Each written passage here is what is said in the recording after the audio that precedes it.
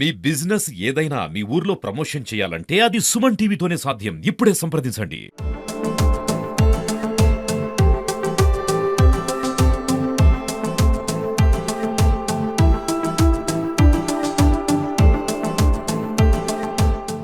Welcome to Suman TV Warangal. మనం వరంగల్ నగరపాలక సంస్థ పరిధిలోని 20 డివిజన్ కార్పొరేటర్ గుండెటి నరేంద్ర కుమార్ గారి స్వగృహంలో ఉన్నాం. దీనికి సంబంధించి గత 24 గంటల్లో వరంగల్లో హైడ్రామా నడుస్తుంది. ఎందుకంటే 3 సార్లు కార్పొరేటర్గా, స్టాండింగ్ కమిటీ చైర్మన్గా, అత్యంత సీనియర్ లీడర్గా. విచిత్రం ఏమిటంటే ఆయన మీద వచ్చిన ఆరోపణలకు సంబంధించి అధికార పార్టీ నాయకులే కాదు, విపక్ష నాయకులు కూడా, ప్రతిపక్ష నాయకులు ఎవరైతే ఉంటారో వాళ్ళంతా కూడా పూర్తి స్థాయిలో ఖండించారు. పార్టీలకు అతీతంగా, వర్గాలకు అతీతంగా అందరు కూడా వారు ఒక్కటే నిలిచారు. మరి ఇటువంటి పరిస్థితులలో అసలు నరేంద్ర కుమార్కి సంబంధించి ఈ వివాదం ఏమిటి వారిని అడిగి తెలుసుకుందాం. సార్ చెప్పండి, ఏం జరిగింది అసలు? నిన్న ఉదయం 9 గంటల ప్రాంతాల లోపల అమ్మాయి లావణ్య అనే ఒక అమ్మాయి మా ఇంటికి రావడం జరిగింది. ఆమె గత 3 రోజుల క్రితం నన్ను కలిసి, అన్న కొండా దంపతుల అమర్యాద వల్ల వాళ్ళ వల్ల నేను అక్కడ ఇమ్మడలేకపోతా ఉన్నా. నేను మా ఏరియా కార్పొరేటర్ కాబట్టి మీతోటి, మీ స్వర్ణతోటి నేను పనిచేస్తా, ఇక నా రాజకీయ అవకాశాలు ఉంటే నాకు ఇప్పించాలన్నా అని చెప్పేసుకొని నన్ను కోరడం జరిగింది. ఆ క్రమం లోపలనే సరే అమ్మ పర్వాలేదు, అందరం కలిసి పనిచేస్తాం, కానీ మాతో ఉండే కష్టాలే ఉంటాయి. మరి మంత్రి గారికి వాళ్ళకి పనులు అయితే కానీ నువ్వు ఇటు వస్తానంటావు, నువ్వు ఆలోచించుకొని రా, లేదంటే అటు ఇటు కాకుండా అవుతావు అమ్మ, నువ్వు ఆలోచించుకొని రా అమ్మ అని కూడా చెప్పిన. అయితే ఆ రోజు రావడం నేనేమనుకుంటా ఉన్నా అంటే, మా ఇంట్లో సీసీ కెమెరాలు ఉన్నాయా, ప్రాంతం ఏ విధంగా ఉంటుంది, కన్వీనియంట్గా ఉంటుందా లేదా అనేది చూసుకుంటేందుకు తన లోపల కుట్ర దాగి ఉన్నదని చెప్పేసుకొని నేను ఊహించలేకపోయినాను. అయితే నిన్న మళ్ళీ ఫోన్ చేసి, అన్న మీరు ఉన్నారా, నేను ఇంటికి వస్తూ ఉన్నానంటే రమ్మని చెప్పిన. 9 గంటలకు వచ్చింది. నా దగ్గర 2-3 ఉండే, వాళ్ళ వెనకాల కూర్చున్నది. నాకు జనరల్గా నా ఇంటికి రోజు 40-50 మంది వివిధ పనుల మీద వస్తూ ఉంటారు. నా ఒక్క డివిజన్ కాకుండా మా వరంగల్ తూర్పుకు సంబంధించిన ఏవైతున్నదో వాళ్ళు వస్తూ ఉంటారు. వాళ్ళ చేదోడు వాదుడుగా నాకు తోచిన పనులు అనేది అవుతున్నదో, నేను వరంగల్ నగరపాలక సంస్థ సీనియర్ కార్పొరేటర్ కానివ్వండి, మరి ఎమ్మెల్సీ బసల సారన్న వారి అండదండలతో కానివ్వండి, నేను వివిధ పనులన్నీ చేయగలుగుతా. రెవెన్యూ కానివ్వండి, మున్సిపల్ కార్పొరేషన్ కాబట్టి ఏ డివిజన్ అయినా, నా డివిజన్ అయినా కాకుండా నేను మార్నింగ్ 8:30-9 కూర్చున్నా అంటే 1 o'clock వరకు కూడా ప్రజా సౌకర్యార్థం ఖచ్చితంగా నేను ఉంటా, ప్రజలకు అందుబాటులో ఉంటా. అదే క్రమం లోపల ఆమె అక్కడ కూర్చున్నామే, ఏందమ్మా అని నేను ఆమె దగ్గరికి లేచిపోయినా. దాన్ని పర్సనల్గా మాట్లాడేది ఉందంటే, ఈ నుంచి ఒక 10 ఫీట్ల దూరం ఆడ కుర్చీలు, ఆడ ఎవరైనా గిట్నే ప్రైవసీగా వస్తే ఆడ కూర్చుంటానికి వేసి ఉంటాయి 2-3 కుర్చీలు. ఆడ పోయి కూర్చోపో అమ్మ, వస్తానన్న. ఆమె పోయింది. 2 నిమిషాలలో నా ముందు కూర్చున్న వాళ్ళకు 2 నిమిషాలు ఆమెతో మాట్లాడొస్తా అని చెప్పేసి నేను అక్కడికి వెళ్ళి ఏంటిదమ్మా అని అంటే, అన్న కొంచెం ఆర్థిక ఇబ్బందులు ఉన్నాయి, నాకేమైనా ఆర్థిక సాయం చేయాలన్నా అని అన్నారు. అంటే నేనేం చేస్తానమ్మా, ఇట్లా పైసలతోటి నేను వ్యవహారం కాదు, రాజకీయాలు కాదు, నీకేమైనా పనులు ఉంటే చెప్పు, నేను రూపాయి తీసుకోకుండా పనిచేస్తా, రూపాయి ఇయ్యను, రూపాయి లేకుండా పనిచేస్తాను, నీకు ఎంత పనైనా కానివ్వండి, ఎవరితో అవుతుందో ఆలోచిద్దాం, మన అందరితోటి మన సంబంధాలు ఉన్నాయమ్మా అని చెప్పిన. లేచి వచ్చిన. అది 1 నిమిషమే ఆమెతో మాట్లాడింది, 1/2 నిమిషం 1 నిమిషమే మాట్లాడినా. మళ్ళీ తిరిగి వచ్చేసుకుని నా సీట్ మీద కూర్చున్నా. ఈ లోపల ఆమె నా వెనుక 1 నిమిషం తర్వాత ఏం ఆలోచించుకున్నదో వచ్చేసుకొని తన కొంగు తీసేసుకొని, జాకెట్ చినుగున్నది అంటే అంతకుముందే చింపుకొని వచ్చి అది కప్పుకొని వచ్చినట్టున్నది, కొంగు కప్పుకొని అది తీసేసి ఇక నన్ను చూపెట్టుకుంటూ, నువ్వు నన్ను గుంజినావు అది ఇదని మొదలుపెట్టింది. ఆమె తిట్ల పురాణం మొదలుపెట్టింది. ఈ లోపల ఒక గేట్ కాడ ఒక ఆయన వచ్చిండు. వచ్చి ఆయన ఫోటో వీడియో తీస్తాడు. ఆయన నాకు మాట రాలేదు, ఏం మాట్లాడాలో అర్థం కాలేదు, అసలు ఈమె ఏంది ఉన్నది అనేది నేను నోరు తెరిచి ఆలోచిస్తాను. వాడు ఏదో తీస్తాను, ఈమె వాందికి చూస్తాను, ఈమె ఫోటో పడాలని. నేను వాడిని చూసిన. చూసేవారికి నేను ఇక వెంటనే పోయి, ఇదేదో జరుగుతుంది మన మీద అనుకున్నా. వెంటనే వాడిని పట్టుకున్నాం, వాని దగ్గర సెల్ ఫోన్ గుంజుకునే ప్రయత్నం చేసినాం, వాడు ఇవ్వలేదు. ఈ 10 నిమిషాల లోపలనే పోలీసులు వచ్చిండ్రు. అంటే ఆల్రెడీ పోలీసులకు కూడా ఆమె ఇన్ఫామ్ చేసిండ్రు, పోలీసులు వచ్చిండ్రు. పోలీసులు కూడా ఎవరైతే చేయించిండ్రో రాజేష్ అనే ఒక పిల్లగాడు, దాంట్లో కీలక పాత్రధారుడట, వాని కార్లోనే పోలీసులు కూడా వచ్చినట్టుగా తెలిసింది నాకు.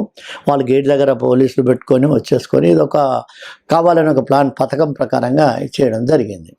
లావణ్య ఆరోపించినట్టు కాకుండా ఎవరెవరు ఉన్నారు అక్కడ మీ దగ్గర, మీ చుట్టూ నాయకులు, ఇప్పుడు ప్రత్యక్ష సాక్షులు ఎవరు ఉన్నారు? మీ వాళ్ళు ఒక 2 వ్యక్తులు అయితే స్పాట్లో ఉన్నారు. వాళ్ళు ఉన్నారు. వాళ్ళు వివిధ పనుల మీదనే వచ్చిన వాళ్ళే, కానీ నా వాళ్ళు లేకపోతే నా అనుచరులు అలాంటి వ్యక్తులు కాదు. వాళ్ళు ఏరియా వాళ్ళు, నా ఏరియాలలో పని కోసం వచ్చిండ్రు, వాళ్ళు ఉన్నారు. సరే ఏదేమైనప్పటికీ వాళ్ళు వెంటనే పోలీసులు వచ్చారు, అన్నను పోలీస్ స్టేషన్ రానంటే సరే వద్దప్ప అనుకున్నా, పోయినా నేను. సరే ఏదేమైనప్పటికీ నిన్న జరిగిన సంఘటన లాంటివి ఏదైతున్నదో వరంగల్ నగరం లోపల గత ఇప్పుడు 16-17 నెలలు అవుతా ఉన్నది. కొండా దంపతులు వాళ్ళ మంత్రి అయ్యి వాళ్ళు వచ్చిన దగ్గర నుంచి ఒక 10-15 మంది మీద ఇలాంటి కేసులే పెట్టడం జరిగింది. అక్రమ కేసులు, ఇవన్నీ అక్రమ కేసులే, ఎక్కడ నికార్సైన కేసులు కావు. ఈ విధంగా పెట్టేసుకోవడం, భయభ్రాంతులు చేసుకోవడం. కొంతమంది కార్పొరేటర్ల మీద ఇప్పుడు ఆల్రెడీ పల్లం రవి మీద పెట్టిండ్రు, సురేష్ జోషి మీద పెట్టిండ్రు, ఇంకా కొంతమంది వ్యక్తుల మీద కూడా, మా కార్పొరేటర్లో ఇది మూడోని, ఇంకొక అతను గంజ నవీన్ మీద కూడా పెట్టబోయాను, కానీ ఆయన వెంటనే తిరిగిపోయి ఏదో మేనేజ్ చేసుకున్నాడు. ఈ విధంగా వాళ్ళని పెట్టి భయభ్రాంతులు చేసుకొని తీసుకోవడం జరిగింది. అయితే నా మీద జరిగిన సంఘటనకి ఏదైతుందో అపూర్వమైన స్పందన వచ్చింది. రాజకీయాలకు అతీతంగా అందరి మిత్రులు, చాలామంది మిత్రులు కూడా రాజకీయాలు అతీతంగా వచ్చి నాకు ఒక సానుభూతిని, ఒక బలాన్ని నాకు చేకూర్చారు. వీళ్ళే కాకుండా ముఖ్యంగా పోలీసు వర్గాలు కూడా, అన్న నీకు అన్యాయం జరుగుతూ ఉన్నది, కొన్ని ఒత్తిడి మేరకు మేము ఇది చేస్తూ ఉన్నాం, మేము వాళ్ళ ఒత్తిడి బాగున్నది. నేను అదేవిధంగా ఏసీబీ గారిని కూడా, సిఐ గారిని కూడా, వాళ్ళు నా మీద ఏం ప్రెషర్ చేసినా, ఇగో మాకు ఒత్తిడి ఉన్నది అబ్బా, ఏం చేయాలి అంటే మీ ఇష్టం, ధర్మాన్ని కాపాడాలనుకుంటే నన్ను కాపాడండి, లేదు ఒత్తిడే చేయిస్తుంది అంటే మీరు కేసు పెట్టుకోండి సార్, ఇక దానికి నేను అయ్యేదేం లేదు దాంట్లో, ఇక నేను ఊకొకే కొత్త విషయాలు చెప్పడము ఇంకా దాన్ని చేయడం లేదు అని చెప్పిన. తర్వాత ఇంకోటి, నేను ఆమెను ముట్టుకున్నానంటే దాని ఫింగర్ ప్రింట్స్కి ఇట్లా ఏమైనా పడతాయి కదా సార్, అది చూసుకోండి. లేదా అంటే ఆమె ఫోన్ మీరు సీజ్ చేయండి ఇప్పుడే, ఆమె ఎవరెవరితో మాట్లాడినా ఆ పథకం వెనకాల ఎవరున్నారో తెలుస్తారు. లేదా వాడు ఒకడు ఫోటోలు తీయడానికి వచ్చిండు, వాని ఫోన్ సీజ్ చేసుకొని తీసుకున్నా కూడా మీకు దొరుకుతుంది. దీన్ని ఇంత మీరు రాద్ధాంతం చేసి ఏం చేయాలి అని, ఫోన్ల ఒత్తిడికి, ఫోన్ల తాకిడికి మీకు ఏం చేయలే అని వెనక ముందు ఆడుతూ ఉన్నారు సార్ నన్ను అని నేను వాళ్ళని అడగడం జరిగింది. పోలీసులకు కూడా నా మీద ఒక మంచి కోణం, మంచి సానుభూతి ఉన్నది. అది ప్రజాస్పందన, ఎంతోమంది అన్ని రాజకీయ పక్షాలు నాకు ఆ సానుభూతి తెలిపింది. వాళ్ళందరికీ నేను ధన్యవాదాలు తెలియజేసుకుంటూ, ముఖ్యంగా ఈ సందర్భంగా నేను చెప్తా ఉన్నా, వరంగల్ ఈ మధ్య కాలం లోపల ఇటువంటి ఆడోళ్ళను బలి చేసి ఆడ రాజకీయాలు చేసే కంటే మొగోళ్ళలుగా వాళ్ళే నిలబడాలి, వాళ్ళే ఎదుర్కోవాలి. ఇటువంటి ఆడోళ్ళను కూడా ఆ ఒక మంచి అమ్మాయిని ఈ విధంగా పాత్రను పోషించు అని చెప్పి ఒక ఆడమ్మాయిని కూడా అవమానపరచడం, ఆడమ్మాయిని కూడా ఆ విధంగా తయారు చేసి, ఆమెకు ఒక ముద్రే కదా, నాకు ఒక ముద్ర అయింది కావచ్చు, దానివల్ల పెద్ద ఎఫెక్ట్ పడదు, ఒక మొగోడే వాడు ఏదో చేసిండు కావచ్చు, కానీ ఆడమ్మాయికి ఒక పెద్ద మరక కదా ఇది. ఇటువంటి చాలామంది ఆడోళ్ళను కూడా వాళ్ళు ఈ సందర్భంగా చేసిండ్రు. అంటే ఆడోళ్ళను వాళ్ళకు తెలియకుండా ఒక ఆడ మంత్రి ఉండి ఆమె ఆడోళ్ళను కూడా బలి పశువులను చేస్తూ ఉన్నది. వాళ్ళకు దమ్ము ఉంటే, ధైర్యం ఉంటే మొగోళ్ళలాగా ఎదుర్కోవాలి, వాళ్ళ మొగోళ్ళలాగా వాళ్ళ కేసులు పెట్టాలి. కానీ ఈ ఆడోళ్ళను బలి చేసి, బలి పశువులను చేసి, మొగోళ్ళకు మాకేముంటుంది, పోతే 4 రోజులు పోతాం, జైలు పోతాం, చేసినట్టే తప్పనిసరి పోవాల్సి వస్తుంది, చేయకున్న వీళ్ళ ఒత్తిడి వల్ల పోవాల్సి వస్తుంది, రావాల్సి వస్తుంది. కానీ ఈ విధంగా ఆడవాళ్ళని కూడా బలి పశువు చేయొద్దు. ఆడమ్మాయి మీద కూడా నాకు ఇప్పటికీ, ఆమె చేసిన చర్య కాదు, ఆమె చేపించిన చర్య, ఆ అమ్మాయి మీద నాకు ఇప్పటికీ సానుభూతి ఉన్నది. అమ్మాయి ఎంతో ప్రేమతో అన్న అని పిలుస్తుంది, నా డివిజన్, నా ఓటర్ ఆమె ఆ విధంగా మాట్లాడిందంటే నాకు మాటలు రాలే అసలు వాస్తవానికి. కాబట్టి ఈ సందర్భంగా వరంగల్ ప్రజలకు, అదేవిధంగా కొండా దంపతులకు, ఆయన అనుచర వర్గానికి చేపించిన వాళ్ళకు కూడా నేను విజ్ఞప్తి చేసిన, దమ్ముంటే మీరు వాళ్ళ మీద చర్య తీసుకోండి, కానీ ఈ ఆడోళ్లను బలి పశువులు చేయొద్దని చెప్పేసుకొని విజ్ఞప్తి చేస్తాను. చివరిగా చెప్పండి, మంత్రి గారు మీద స్పష్టంగా ఆరోపిస్తున్నారు కాబట్టి మంత్రి గారు కానీ కొండా దంపతులకు సంబంధించి హైకమాండ్కి కానీ లేదా కాంగ్రెస్ పార్టీ వర్గాలకు ఏమైనా ఫిర్యాదు చేయనున్నారు? తప్పనిసరిగా ఫిర్యాదు చేయగలను. ఈ సందర్భంగా నాకు పసరా సారే గారు కావచ్చు, ఎర్రబెల్లి స్వర్ణ కావచ్చు, మా యూత్ జిల్లా అధ్యక్షుడు వీరు పరమేష్ గారు కావచ్చు, ఈ విధంగా నా మిత్రులు, చాలామంది మిత్రులు, పార్టీలకు అతీతంగా ఇవాళ ప్రదీప్ రావు కావచ్చు, వన్నాల వెంకటనారాయణ కావచ్చు, వనాల శ్రీరాములు గారు కావచ్చు, ముఖ్యంగా నా కుల బాంధవులు పద్మశాలి, నేను పద్మశాలి కమ్యూనిటీ, మొన్న ఎన్నికలలో కూడా ఆమెకు పద్మశాలి కమ్యూనిటీ ఏకగ్రీవంగా చేయాలని ప్రప్రతంగా కూర్చోబెట్టి మాట్లాడి చేసి కన్విన్స్ చేసి ఆమె గెలుపు బాట లోపల ముందు వరుసలో మేము నిలబడ్డాం. వాళ్ళందరూ వాళ్ళ సంఘీభావం తెలిపారు. చాలామంది కూడా ఇదే విధంగా సంఘీభావం తెలిపారు. వాళ్ళందరికీ కూడా ఈ సందర్భంగా పేరు పేరున ప్రతి ఒక్కరికి ఒక ధర్మాన్ని కాపాడడం, ఇది అధర్మం జరిగింది, ఇది అన్యాయం జరిగింది, ఇట్లా అటువంటి వ్యక్తిగా జరిగితే రేపు మా పరిస్థితి ఏంది అని వాళ్ళు ఆలోచించే పరిస్థితులకు వచ్చింది అనేది అనే. అదేవిధంగా ఇంకా విషయం చెప్పాలంటే, నన్నప్రియ నరేందర్కి కూడా నాకు విభేదాలు ఉండే.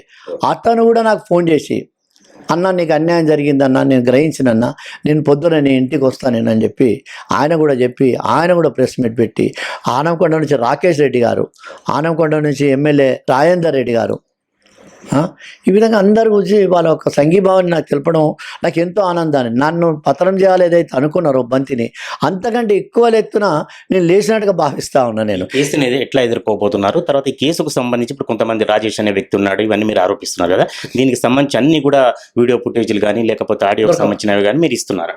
అన్నీ ఖచ్చితంగా నిన్న చేసిన కానీ ఆరోపణలే కావు, ఉత్తుత్త ఆరోపణలు కావు, వాటికి ఆధారాలతో సహా. ఒకవేళ వీళ్ళు కేసు కొట్టేసినా కేసు కట్టకపోయినా నేను ప్రైవేట్ కేసు పెట్టి వేరే వాళ్ళకి అన్యాయం జరగకుండా చేసిన అయితే ఇవాళ నా మీద ఏదో వచ్చిందనే కాదు, వేరే చాలామంది అమాయకులు బలైనరు. ఇదే పోలీసుల దగ్గర దమ్ము ధైర్యం ఉన్నట్టయితే మన 450 గొర్రెలను అకారణంగా తగలబెట్టిండ్రు. ఎవరు తగలబెట్టిండ్రు, ఎవరి వల్ల అయింది, ఎవరు తగలబెట్టాల్సిన అవసరం ఉన్నది అనేది పోలీసు వర్గాలకు కానీ అందరికీ తెలుసు. అయినప్పటికీ ఎవరు నోరు విప్పే పరిస్థితి లేదు, బాధితుడు కనీసం ఆయన చేసిండు అని చెప్పుకునే పరిస్థితి లేదు. ఇవాళ ప్రెస్ మిత్రులకు కూడా పోలీసు వర్గాలకు కూడా అది జరిగిన అన్యాయం అని ఉన్నది, కానీ ఎవరు మీదేసుకోవాలనే మీమాంసలో వాళ్ళు పడ్డారనేది నా అభిప్రాయం. ఇంకో విషయం చెప్పండి, కొండా సురేఖ గారి మీద ఇటీవల కూడా మీకు తెలుసు ఏం ట్రోల్ చేశారు, ఇవన్నీ కూడా ఇటువంటి పరిస్థితులలో ఆమెకున్న సమస్యల దృష్ట్యా ఆమెను ఇబ్బంది పెట్టలేక ఇంకా కొంతమంది నాయకులు వేరు పార్టీల నాయకులు కూడా నరేంద్ర కుమార్ గారిని పావుగా వాడుకునే అవకాశం ఉందా? ఉండొచ్చు. రేపు ఎవరైనా అంటే ఆమెకు యాంటీగా తయారు చేయడానికి మిమ్మల్ని కొంతమంది వాడుకుంటే ఎట్లా? వాడుకుంటా ఉన్నారు వాళ్ళు. ఒక నవీన్ రాజు అని ఇచ్చేసుకొని ఒక రకంగా ఏమంటున్నారు, ఒక ఇంటిని లీజుకి ఇచ్చినట్టు వరంగల్ తూర్పు నియోజకవర్గానికి నవీన్ రాజుకి లీజుకి ఇచ్చినట్టుగానే ఉన్నది. ఇక లీజు హోల్డరే మొత్తం నడుపుతూ ఉన్నాడు, ఆ పరిస్థితి ఉన్నది. ఆయనను నోటికి మాట రాదు, నలుగురితో మాట్లాడలేడు, బ్యాక్గ్రౌండ్ కరెక్ట్గా లేదు. అయినప్పటికీ అటువంటి వ్యక్తులను వాళ్ళు వాడుకొని ఏదో రాజకీయం నడపాలనుకుంటా ఉన్నారు. వాళ్ళ రాజకీయాలకు కూడా ప్రజలు గ్రహించింది, ఇప్పటికే శర్మగీతం పెట్టిండ్రు, ఇంతకుముందే చురక పెట్టిండ్రు. ఆమె ఎన్నికల కంటే ఎంపీ ఎన్నికల లోపల ఆమెకు 15,000 ఓట్లు తక్కువ వచ్చినాయి. గతంలో 15,000 ఓట్లు, ఇప్పుడు వచ్చిన 8,000, 23,000 ఓట్లు వెనకబడ్డారు అనేది ప్రజల బుద్ధి చెప్పిననేది ఈ సందర్భంగా తెలియజేస్తాను. దీనికి సంబంధించి వాళ్ళు ఏం చేయబోతున్నారు ఇవాళ కార్యాచరణ? ఈ కార్యక్రమం లేదు, వాళ్ళు ఎలా కేసు పెడితే దాని కేసుకు చట్టపరంగా చట్టాన్ని గౌరవించాలి, వాళ్ళు తీసుకున్న చర్యలకు ఖచ్చితంగా మనం సహకరించాలి. తప్పనిసరి దేనికైనా సిద్ధమే, అదేం లేదు. ఇది కొట్టేసినా కొట్టేయకపోయినా నేను ఎలాగో ప్రైవేట్ కేసు, ఒక డిఫమేషన్ కేసు, తప్పనిసరి డిఫమేషన్ కేసు కూడా వేయాలి. నాకు ఇవాళ చాలామంది నేను మంచివాడని తెలుసు కాబట్టి కానీ ఒకరిద్దరు ఇవాళ దళిత సంఘాలు కూడా వాళ్ళ తరపున ఇచ్చినప్పుడు వాళ్ళు కూడా ఒక దళిత బిడ్డను కాపాడుకోవాలి కదా. దళిత బిడ్డను అన్నప్పుడు ఏ ఒక్క దళితుడు కూడా మద్దతు ఇవ్వలేదు అని అనుకుంటారు కాబట్టి వాళ్ళు కూడా మద్దతు ఇచ్చిండ్రు. 100కి 100 మార్కులు రాకపోవచ్చు, కానీ 98 మార్కులు అయితే నాకు వచ్చినాయని నేను అనుకుంటా ఉన్నా.